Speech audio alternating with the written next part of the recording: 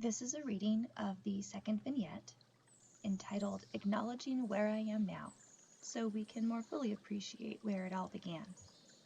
If you would like to see the photo galleries that are associated with this particular publication, I would ask that you become a paid subscriber, and in doing so you would gain access to the full article along with the photo galleries that go along with it. And now, the reading.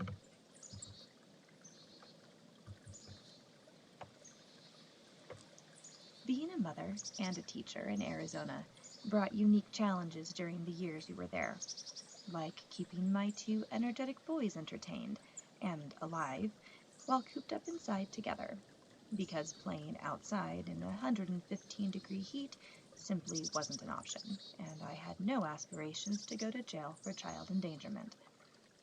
While I did my best to give them an array of mentally stimulating activities to do along with character-building challenges, like cleaning the bathroom or picking up dog poop, inevitably the day ended up with their eyes glued to some electronic screen.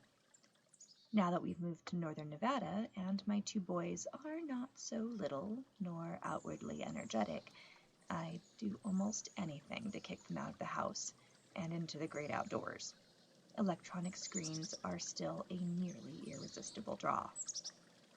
Neither of these realities is anything like the summers that I remember from my youth, and that realization is soured with more than a little regret.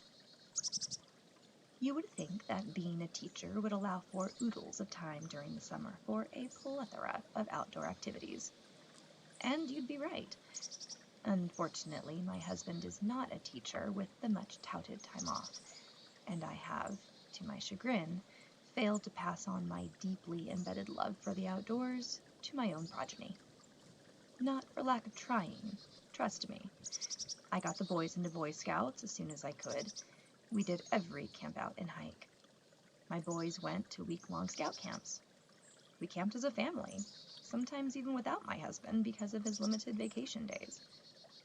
I hiked on a regular basis and invited them to join me. There was a year during COVID that I literally hiked every single Sunday. It was my version of a weekly religious service.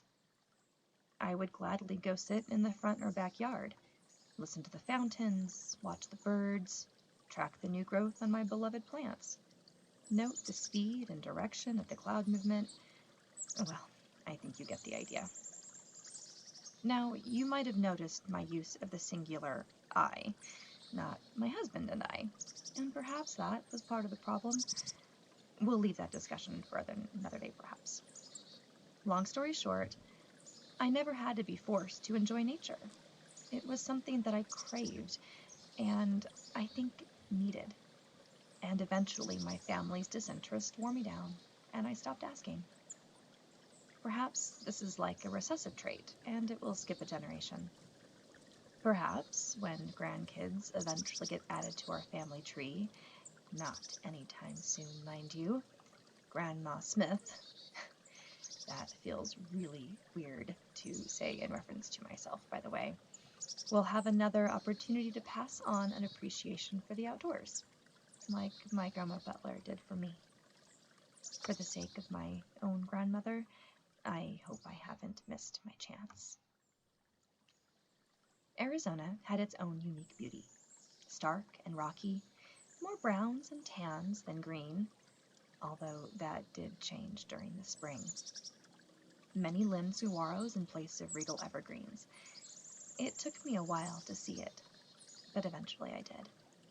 It's hard to remain unmoved when presented with the breathtaking view of a spring superbloom event, where waves of salmon-colored globe mallow, purple lupins, and Mexican gold poppies stretch across the valley floor, a botanical ocean of fleeting color.